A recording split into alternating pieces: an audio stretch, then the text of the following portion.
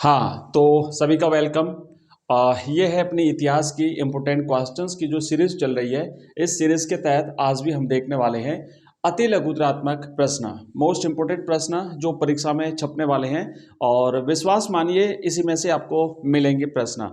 ये जो अति लघुतरात्मक प्रश्न है इसको करने से ऑब्जेक्टिव भी कवर होते हैं, रिक्त स्थान भी कवर होते हैं और अति लघुतरात्मक भी अपना प्रश्न जो है वो कवर होते हैं। तो एक एक करके देखते हैं हम। पहला प्रश्न दिया हुआ है कि अजंता की गुफाएं कहाँ स्थित हैं। तो बच्चों आपको याद होना चाहिए कि अजंता जो की गुफाएं जो है ये महाराष्ट्र के औरंगाबाद जिले में स्थित है। और ये जो अजंता की गुफा हैं इन्हें यूनेस्को ने 1983 में विश्व धरोहर सूची में शामिल किया है। अब देख सकते हैं ये गुफा है, पहाड़ों को काट करके इस प्रकार की गुफाएं बनाई गई हैं। तो ये कहाँ पे है? महाराष्ट्र में है और महाराष्ट्र के औरंगाबाद जिले में स्थित है। नेक्स्ट क्वेश्चन है दूसरा। दूसरा प्रश्न है सैल खड़ी जो एक बहुत ही मुलायम रिक्त स्थान है पर आसानी से कार्य हो जाता है। तो सैल खड़ी पर आसानी से कार्य हो जाता है और आपको याद होगा सैल खड़ी की मोहरें बनती थी सिंधु घाटी सभ्यता में। तो ये क्या है? तो ये सिंधु घाटी सभ्यता में एक एक सैल खड़ी एक पत्थर होता है। तो यहाँ पे हम लिखेंगे कि ये पत्थर है जिस पर मोहरें, जिससे मोहरें बनाई जाती थी। ये मुलायम पत्थर होता था तो इससे जो है वो इसको जो मन चाहे आकार में ढाला जाता था, इस पर काम इजिली हो जाता था। नेक्स्ट है तीसरा प्रश्न। हड़प्पा सभ्यता में मनके बनाने के दो मुख्य स्थानों का उल्लेख कीजिए। तो हड़प्पा सभ्यता में मनके बनाने के लिए बच्चों हमने एक तो चन्नूदड़ो देखा था, कई बार इसको हमने क्लास में किया है। और दूसरा जो स्थान था वो था बच्चों लोथल, ये गुजरात में था। तो यहाँ पे क्या होता था? मनके बनते थे। तो चन्नूदड़ो और दूसरा लोथल। लोथल में एक गोदीबाड़ा भी था, बंदरगाह भी था, जहाँ से विश्व की जो दूसरी सभ्यताएं थी जैसे मेसोपोटामिया आदि, यहाँ ये लोग व्यापार करते थे इनके साथ में। चौथा प्रश्न है महाजनपदों की दो प्रमुख विशेषताएं बताइए। हमने देखा कि जो अपने जैन धर्म और बौद्ध धर्म के जो आरंभिक धर्म ग्रंथ हैं उन धर्म ग्रंथों में प्राचीन भारत में 16 महाजनपदों का उल्लेख हुआ है। उन 16 महाजनपदों में भारत में ये बताया गया है कि भाई जो महाजनपद होते थे वहाँ की शासन व्यवस्था किस प्रकार की थी, शासन कौन करता था, महाजनपद कौन कौन से थे, उनकी राजधानी कौन कौन सी थी, इनका उल्लेख मिलता है। तो अगर हम इनकी विशेषताओं की बात करें तो इसमें ये लिख सकते हैं कि भाई एक तो यहाँ पे राजा शासन करते थे, ठीक है। अधिकांश महाजनपदों पर शासन किसका होता था? राजा शासन करता था। और प्रत्येक महाजनपद की एक राजधानी होती थी जो कि किले से घिरी होती थी, चारों तरफ परकोटा होता था, बाउंड्री बनाई जाती थी, किला होता था और उसके भीतर होती थी राजधानी। नेक्स्ट प्रश्न है मनुस्मृति से आप क्या समझते हैं। अब अगर हम बात करें कि भारत के प्राचीन जो धर्म ग्रंथ और जो ग्रंथ हैं, धर्मसूत्र और धर्मशास्त्र जो हैं, उनमें से एक है मनुस्मृति और ये भारत का सबसे प्राचीन विधि ग्रंथ माना जाता है। तो मनुस्मृति के बारे में अगर पूछा जाता है तो आप लिखेंगे कि मनुस्मृति प्राचीन भारत का सबसे प्रसिद्ध विधि ग्रंथ है। यह धर्मसूत्रों और धर्मशास्त्रों में सबसे महत्वपूर्ण है। तो अगर प्रश्न ऐसा भी बन सकता है कि प्राचीन भारत का सबसे प्रसिद्ध विधि ग्रंथ कौन सा है। प्रसिद्ध ग्रंथ नहीं, ध्यान रखना, प्रसिद्ध वेद भी नहीं है, ध्यान रखना, क्योंकि अगर वेद को पूछा जाता है तो ऋग्वेद सबसे प्राचीन वेद है। यह है विधि ग्रंथ। विधि का मतलब समझते हो ना, कानून का ग्रंथ है जिसमें कानून की बातें हैं, मतलब प्राचीन नियम परंपराएं रीति रिवाज इस प्रकार के थे, तो ये इसे विधि ग्रंथ माना जाता है। नेक्स्ट क्वेश्चन है धर्मसूत्र और धर्मशास्त्र ग्रंथों से आप क्या समझते हैं भाई। जैसे मनुस्मृति है तो ये मनुस्मृति धर्मसूत्र और धर्मशास्त्रों में से एक प्राचीन ग्रंथ है। तो आखिर है क्या ये धर्मसूत्र और धर्मशास्त्र? तो बच्चों कि ब्राह्मणों ने समाज के लिए विस्तृत जो आचार संहिताएं तैयार की थी, मतलब समाज को एक दिशा देने के लिए, समाज के एक सिस्टम को बनाए रखने के लिए कुछ परंपराएं, कुछ नियम, कुछ आचार संहिताएं, कुछ जो है वो इस प्रकार के आदर्श बनाए थे। उन आदर्शों को धर्मसूत्र और धर्मशास्त्र जो है वो कहलाते हैं, धर्मशास्त्र है ये कहलाते हैं।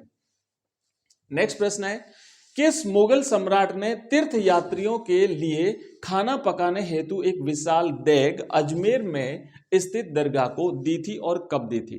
तो बच्चों 1568 ईस्वी में मुगल सम्राट अकबर ने एक विशाल देग का निर्माण अजमेर स्थित दरगाह में करवाया था। और आपको याद है कि अजमेर में ख्वाजा मोइनुद्दीन चिश्ती साहब की दरगाह है, जहां पर विश्व भर से, न केवल भारत से बल्कि विश्व भर से लोग यहां पे जियारत करने के लिए आते हैं। और ये जो ख्वाजा मोइनुद्दीन चिश्ती साहब हैं, इनको गरीब नवाज के नाम से भी जाना जाता है। सर्वधर्म स्वभाव का एक अच्छा सा उदाहरण है अजमेर।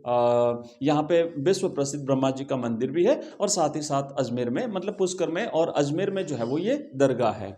तो इसी अजमेर की ख्वाजा मोइनुद्दीन चिश्ती साहब की दरगाह पर 1568 ईस्वी में मुगल सम्राट अकबर ने विशाल देग का निर्माण करवाया था। बच्चों, आगे बढ़ने से पहले बता दूं कि हमारा एक ऐप है एजुकेशन राइज, मैं यहाँ पे आपको लिख करके थोड़ा सा बता देता हूं, जहां पर आपको मिल जाएंगे मॉडल पेपर, जहां पे आपको मिल जाएगी टेस्ट सीरीज, जहां पे आपको मिल जाएगा कंप्लीट कोर्सेज, जहां पे आपको मिल जाएंगे नोट्स ओनली 11 रुपए में, टेस्ट सीरीज ओनली 11 रुपए में। तो आप अगर डाउनलोड करना चाहें तो मैं आपको ऐप का नाम है एजुकेशन राइज, यहाँ पे लिख देता हूँ EDUCATION, राइट, एजुकेशन राइज। और यहाँ पे आपको सारे नोट्स PDF के रूप में, और हमारी टेस्ट ये सीरीज जो है प्रश्नों उत्तरों की, साथ ही साथ जो टेस्ट सीरीज है, टेस्ट सीरीज में जब आप सबमिट करोगे तो आपको तुरंत रिजल्ट मिल जाएगा, राइट। और ये कोर्सेज वगैरह सारे मिलेंगे। एक हमारा नंबर है, अगर आप व्हाट्सएप ग्रुप से जुड़ना चाहते हो तो हमारे जो व्हाट्सएप ग्रुप है और हमारा जो टेलीग्राम चैनल है उससे, तो इस नंबर पर आप हमें मैसेज कर सकते हो। नंबर है 9079622989, राइट। इस नंबर पर आप हमें मैसेज दे सकते हो। चलिए आगे बढ़ते हैं अगले क्वेश्चन की तरफ। और नेक्स्ट प्रश्न बच्चों लिखा हुआ है, अगला क्वेश्चन लिखा हुआ है कि सांची के स्तूप को किसने संरक्षण प्रदान किया था। आपको याद होगा सांची में एक बौद्ध धर्म का प्रसिद्ध स्तूप है सांची, और अमरावती में बना हुआ था। अमरावती तो नष्ट हो गया, बट सांची जो है वो अभी भी मतलब ठीक हालत में है। तो यहाँ पे संरक्षण किसने प्रदान किया था, इसको सिक्योरिटी सुरक्षा किसने दी थी। तो अगर हम सांची की बात करें, जो भोपाल से कुछ दूरी पर स्थित है मध्य प्रदेश में, सांची के स्तूप को भोपाल के शासकों ने संरक्षण प्रदान किया था, जिसमें शाहजहां बेगम और सुल्तान जहां बेगम प्रमुख हैं। तो ये दोनों बेगमों ने इसके संरक्षण की व्यवस्था करी थी, उसको सुरक्षा प्रदान करी थी। तो इसीलिए ये जो है वो अभी भी सुरक्षित बचा हुआ है। और अमरावती जो कि आंध्र प्रदेश के गुंटूर जिले में स्थित है, वो अब नष्ट हो चुका है। नेक्स्ट क्वेश्चन है, जैन धर्म के अनुसार कर्म फल से मुक्ति कैसे पाई जा सकती है। अलग अलग धर्मों ने जो अपना कर्म फल है, कर्म फल मतलब जैसे ये संसार में जो आवागमन है, क्योंकि जैसा कर्म करेगा इंसान उसी के अनुरूप उसे जीवन मिलेगा, अगला जो जन्म है पुनर्जन्म उसका होगा। तो इससे मुक्ति पाने का अलग अलग धर्मों ने अलग अलग तरीका बताया है, अलग अलग उपाय बताए हैं। तो जैन धर्म ने क्या बताया है, तो जैन धर्म ने कहा है भाई हमें त्याग और तपस्या, इन्होंने क्या कहा है कि त्याग और तपस्या के द्वारा ही हम कर्म फलों से मुक्ति पा सकते हैं। इसलिए आपने देखा होगा कि जैन धर्म में जो साधु साध्वियां जो होती है वो आपने सफेद कपड़ों में चलते हुए इनको देखा होगा। ये भी दो प्रकार के होते हैं, श्वेतांबर दिगंबर, राइट। और इन्हें एक संथारा प्रथा होती है, मतलब वो त्याग कर लेते हैं सब कुछ, जल अन्न सब कुछ त्याग कर लेते हैं, तपस्या तो करते ही हैं। तो ये इनका त्याग और तपस्या जो है ये इनका एक महत्वपूर्ण सिद्धांत होता है कर्म फल से मुक्ति पाने का। साथ ही साथ जैन धर्म के 5 जो तत्व हैं बच्चों, या फिर यूं कह सकते हैं 5 एक प्रकार से उनके मूल मंत्र हैं, सत्य, अहिंसा, अस्तेय, अपरिग्रह, ब्रह्मचर्य। तो इनका भी आपको ध्यान रखना अगर पूछा जाता है तो, क्योंकि जैन धर्म और बौद्ध धर्म ये हमारे सिलेबस में है तो हमें इनको पढ़ना पड़ेगा। नेक्स्ट प्रश्न है, हीनयान और महायान बौद्ध संप्रदायों के में अंतर स्पष्ट कीजिए। बौद्ध धर्म महात्मा बुद्ध के द्वारा स्थापित, और बौद्ध धर्म बाद में 2 शाखाओं में विभाजित हो गया। एक शाखा का नाम था हीनयान, दूसरी शाखा का नाम था महायान। अब फर्क क्या है दोनों में, अंतर क्या है दोनों में, इनके सिद्धांतों में क्या अंतर है। तो बच्चों जो महायान शाखा है ये बुद्ध को देवता मान करके उनकी पूजा करते हैं, भगवान मानते हैं उनको। लेकिन हीनयान जो है ना, ये हीनयान जो है वो बुद्ध को अवतार नहीं मानते, ये बुद्ध को एक सामान्य पुरुष की तरह ही मानते हैं। उन्होंने ज्ञान प्राप्त कर लिया था, इसलिए उनको सम्मान मिलता है। नेक्स्ट प्रश्न है, किन्हीं 4 संतों के नाम लिखिए जिनकी वाणी गुरु ग्रंथ साहिब में संकलित है। गुरु ग्रंथ साहिब जो है उसमें विभिन्न संतों की वाणियों को संकलित किया गया है। तो ऐसे 4 संत जिनकी वाणियों को इसमें संकलित किया है उसमें से एक है कबीर बच्चों। तो एक तो है कबीर और एक है कबीर के या फिर जो रविदास जी जिन्हें रैदास भी कहते हैं, मीरा के गुरु भी माने जाते हैं रविदास या रैदास, ठीक है। उसके बाद फरीद और साथ ही साथ गुरु नानक देव साहब। तो ये गुरु नानक देव, फरीद, रवि या दास या रैदास और कबीरदास, ठीक है। तो ये 4 संतों की वाणियों को गुरु ग्रंथ साहिब में संकलित किया है। नेक्स्ट क्वेश्चन है, मकतूबात क्या हैं? मकतूबात बच्चों कि जो सूफी संत होते थे, इन सूफी संतों के द्वारा अपने अनुयायियों और सहयोगियों को लिखे गए पत्रों के संकलन को मकतूबात कहा जाता है, ठीक है। नेक्स्ट अगला क्वेश्चन देखिए, यह है 13वां प्रश्न कि अमरावती के स्तूप की खोज कब हुई थी? अमरावती में भी एक बौद्ध स्तूप था जो कि नष्ट हो चुका है, इसकी खोज किसने करी थी? तो इसमें एक्चुअली हुआ क्या था, पहले तो है कहाँ पे ये, तो ये अमरावती जो है ये आंध्र प्रदेश के गुंटूर जिले में स्थित है और जिसकी खोज कॉलिन मैकेंजी ने, ये मैगजीन नहीं है भाई, कॉलिन मैकेंजी ने, राइट, ये मैगजीन नहीं है, ये मिसप्रिंट हुआ है यहाँ पे।